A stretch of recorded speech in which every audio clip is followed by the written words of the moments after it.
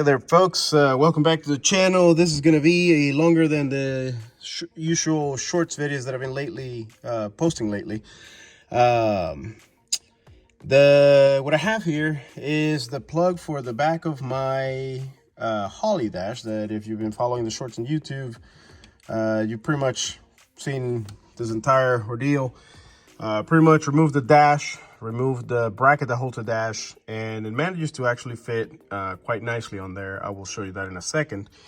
But before that, I wanted to show you this harness, right? So it's actually fairly simple. We have power, ground, ignition on this right here. Then we have a bunch of other signal, CAN wire, and all the switches that you can actually have on this thing.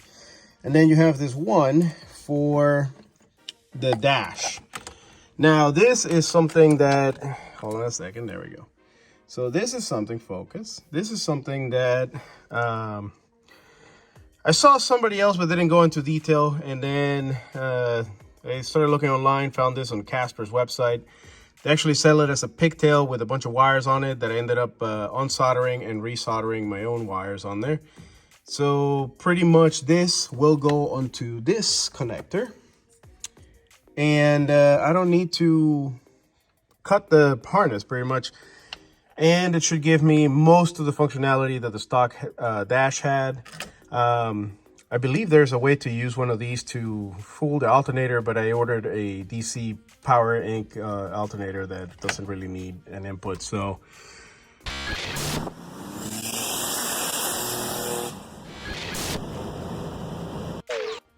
and this is the Holley dash, pretty much mounted on the bracket. So this goes directly onto what you're looking at there. That piece of plastic there, that conduit goes bolted to the back of this. That's a pain in the ass, but I'm gonna bolt it back on because pretty much it's bolted onto these 4 standoffs right here.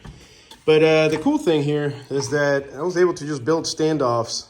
This hole, I just drilled the inside of the existing fastener, and that locates the top corner of this dash. After that, all you gotta do is get it spaced right here. The back of the vessel has a standoff that is about a 1/16 of an inch, and that's pretty much what I have here. And that way the vessel doesn't rest on the screen, but it'll cover some of this in the center.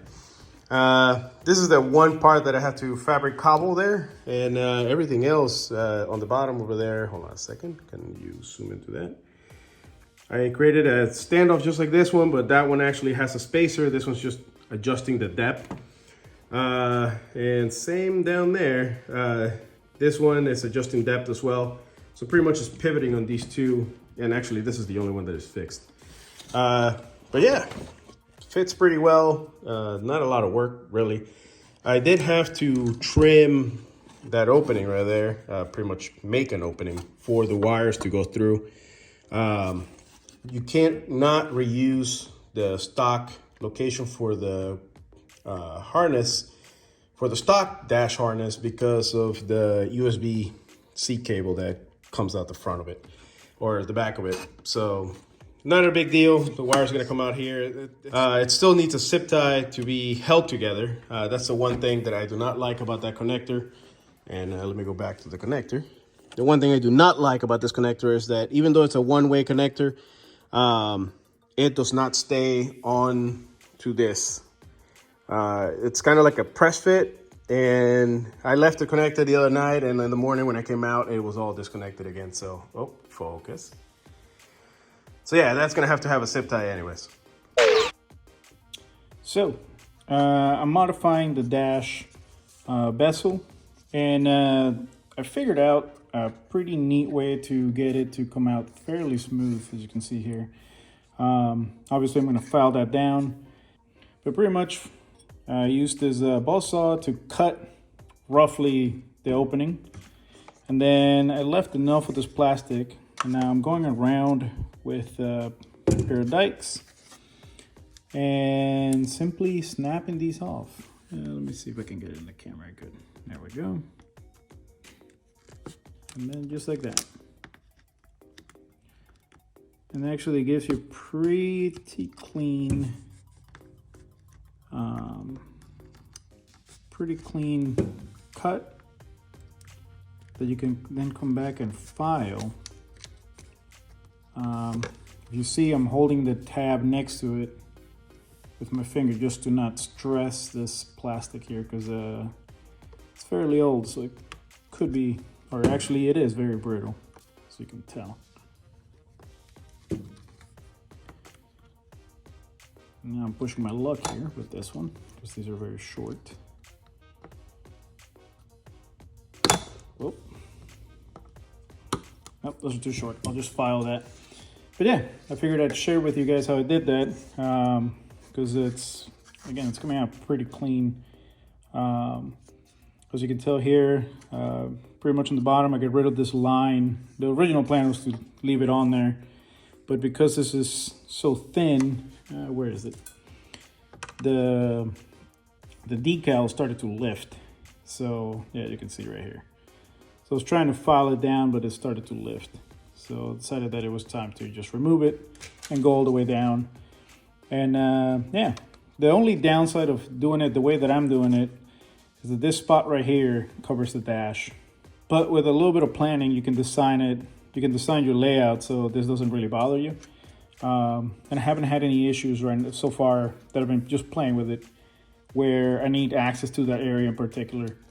So yeah.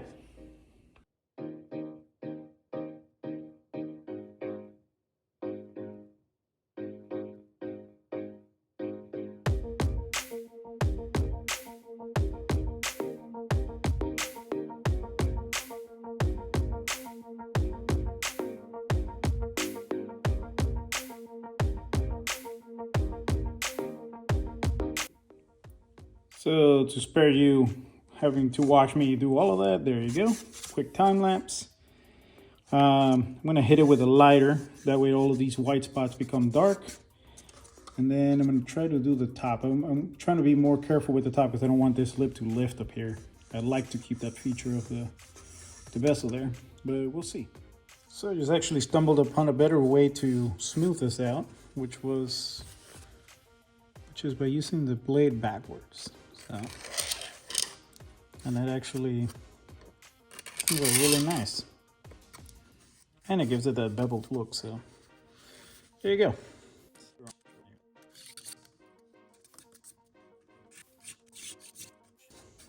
Pretty good.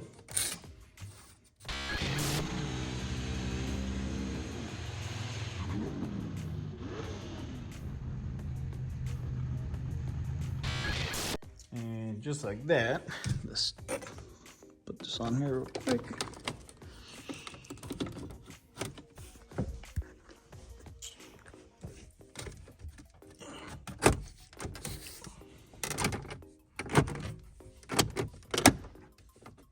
That's good. That's good. And there we are.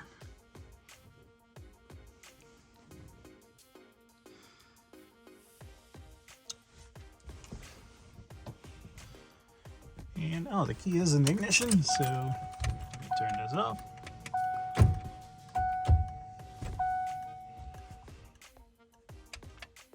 Bam.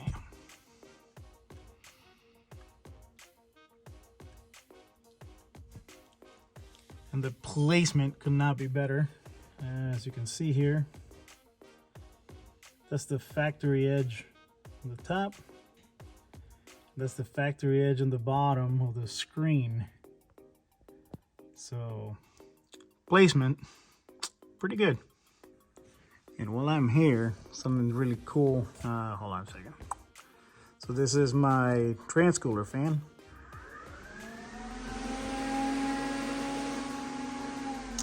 Pretty awesome.